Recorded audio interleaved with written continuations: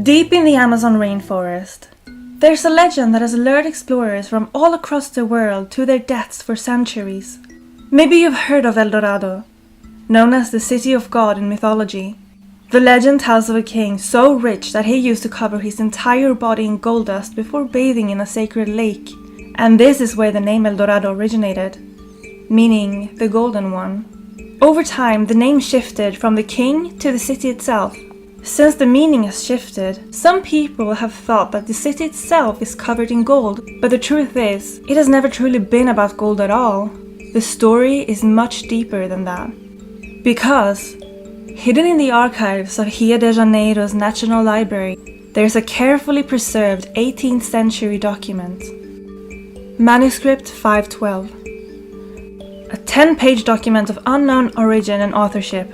It describes how Portuguese explorers discovered a lost city in Bahia, Brazil in 1753, found in 1839 at Rio de Janeiro's National Library, where it remains today. It recounts adventurers searching for the legendary Muribeca mines during the decade-long jungle expedition. Their journey led them to an abandoned city featuring towering stone arches, massive plazas, hieroglyphs unlike any known language today, and artifacts of Greco-Roman design. Manuscript 512 is, to this day, considered one of the National Library's most famous artifacts, and Brazilian historians widely regard it as the country's greatest myth of national archaeology. It doesn't end here though, because that would just describe a fairy tale, or, well, mythology, right? But the explorers swore they had seen this place with their own eyes. They swore it's real, and the details are too specific to completely dismiss. The author wrote about silver mines in regions where indigenous tribes still spoke of ancient stone houses swallowed by the forest. Later expeditions found strange pottery shards that were just too well made, too detailed and too advanced for what they would expect from what they refer to as savages. So forget all about the gold of El Dorado, because the real mystery is, what if the Amazon was once a cradle of civilization? What if, centuries before the conquistadors, an entire people carved cities from the jungle, raised temples to touch the canopy, forged metals in fires that burned through the night, only to be deliberately erased? And what if someone got really close to exposing the truth? May 24th, 1924. Finally, the Royal Geographical Society approved the plans for the next expedition. I've decided to take only the people whom I trust. Other than the 2 Brazilians who will join us at the Cuiabá, I will bring only my son Jack and his close friend Rimmel Rolly. After 7 expeditions to the jungles of Brazil, 2 of them were strictly dedicated to finding the lost city of C, I'm sure that this time we won't come back empty-handed. Thankfully, the society is supporting us with equipment worth over 100 pounds such as a theodolite, a sextant, an aneroid barometer, and compasses. All of this will be more than helpful and show that they also believe in our success, which is just outstanding. We have to prepare canned food, mosquito nets, and some other necessary tools before we set sail for America. We have it all planned out. We will move north from Cuiabá with mules and travel towards Paranatinga. Then we will descend that river with a canoe. After that, through the Singu Strait towards Araguaia to reach the imperial fort of the Tocantins and come out at Baja do Rio Grande on the São Francisco River. What I need to do now is prepare Jack and later his friend when we meet in New Jersey for the extraordinary sights and things that they will experience in the jungle. I watched men stationed with me at war crumble like children under the weight of the wild environment. Ever since I saw the first signs of the mysterious civilization deep inside the jungle and read the manuscript 512 by João da Silva Guimarães, I'm sure it's there. The sea has been troubling me for years already. It's time to put my mind to rest. It's time to prove I was right all along. It's time for the most excellent adventure yet. The story of Percy Fawcett begins not in the jungle, but in the seaside town of Torquay, England, where he was born on August 18, 1867. His father, Edward Boyd Fawcett, was a captain in the British Army, whose alcoholism had drained the family's once substantial fortune. a fortune built by Percy's grandfather, a shipping magnate in the East Indies. His mother, Myra Elizabeth MacDougall, ruled the household with Victorian sternness, leaving little room for warmth, where Percy and his siblings, including his older brother Edward Douglas, a future mountaineer and occultist, learned to navigate the tensions between privilege and neglect. At 19, Percy escaped into the rigid discipline of the Royal Military Academy at Woolwich, where he was commissioned into the Royal Artillery in 1886. Postings took him across the empire, from the tea plantations of Ceylon to the sun-baked forts of Malta. It was in Ceylon that he met Nina Patterson, the daughter of a wealthy Scottish family, at a tennis party in Fort Gall. Percy was no ordinary soldier. Behind the military precision was a man drawn to the uncanny. During a posting to Spike Island, Ireland's notorious prison fortress, he conducted midnight seances, attempting to commune with the dead. Later, as a spy for British intelligence in North Africa, he mapped terrain by day and collected local folklore by night, stories of jinn and lost cities from his imagination. By 1906, the Royal Geographical Society recognized his unique blend of skills: a surveyor's eye, a soldier's endurance, and a mystic's curiosity. They sent him to map the Bolivia-Brazil border, a task that had already killed 5 men. What followed were 7 expeditions into the Amazon between 1906 and 1924. Each more grueling than the last. He survived piranha-infested rivers, tribes armed with poison darts, and fevers that turned blood into lava. He returned with maps so precise they're still referenced today, and tales no scientist would believe. 62-foot anacondas, double-nosed dogs, spiderwebs thick enough to strangle a mule. Yet beneath the bravado, something deeper was stirring. While other explorers dismissed indigenous tribes as savages, Fawcett noticed their pharmacopoeias, remedies more advanced than Europe's. While scholars called the Amazon a counterfeit paradise, he found pottery shards too refined to be primitive.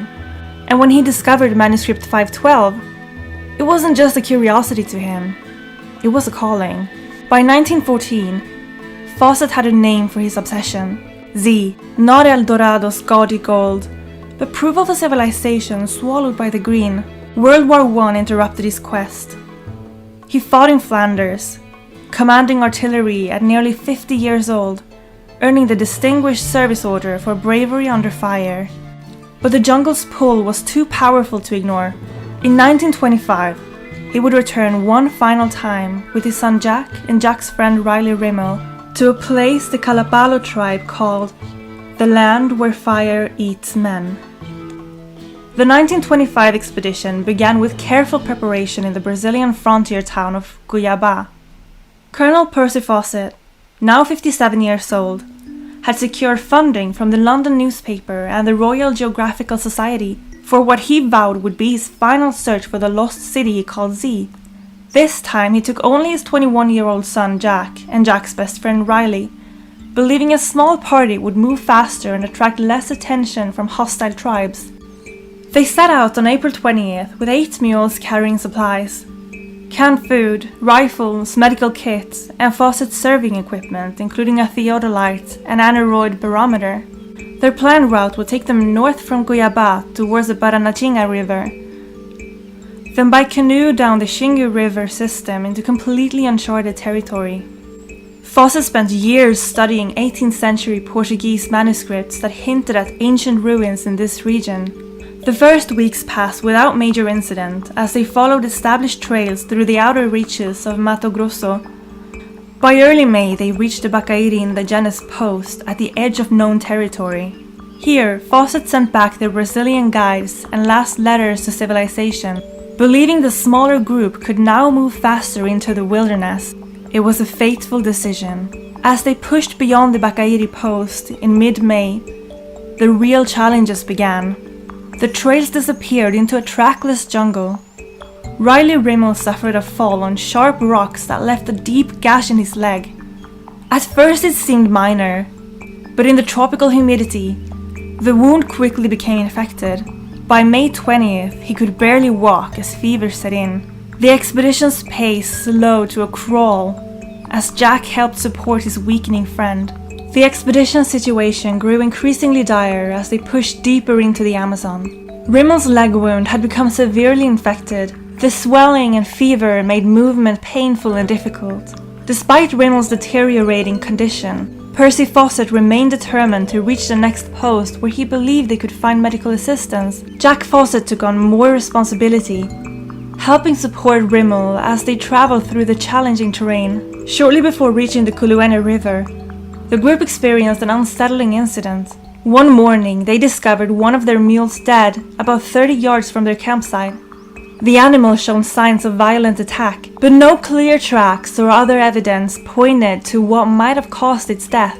Fawcett recorded the event in his journal, noting how it affected the group's morale as they prepared to cross into unknown territory. When they arrived at the location Fawcett called Dead Horse Camp on May 29th, Rimmel's condition had worsened significantly. The infection had spread, causing severe swelling and high fever. After sending their final messages back with 2 porters, Fawcett wrote his last known words to his wife. "You need have no fear of any failure." They burned unnecessary equipment to lighten their load and fashioned a litter to carry Rimmel as they prepared to move east toward Kalapalo lands. On June 5th, Kalapalo tribesmen watched as a small group crossed the Kuluene River into territory the tribe had warned them to avoid. For 5 nights, the Kalapalo could see their campfires in the distance. Then, on June 11th, the fires stopped appearing. This was the last confirmed sign of the expedition. Later accounts from the Kalapalo people, recorded by anthropologists and Brazilian officials, suggested that Rimmel died from his infection around July 18th. They also claimed that Percy and Jack Fawcett encountered members of the Shavante tribe soon after and were killed. However, no physical evidence has ever been found to confirm these accounts. Searches over the years turned up only a few personal items. Fawcett's nameplate was found near the river in 1927, and a signet ring surfaced among Kalapalo in 1951. The critical equipment that might reveal their final days were never recovered. Modern archaeology finally confirmed Percy Fawcett's deepest conviction. Complex civilizations had indeed thrived in the Amazon. The discoveries began in the 1990s, when researchers working alongside the Kuikuro people unearthed Kuhikugu.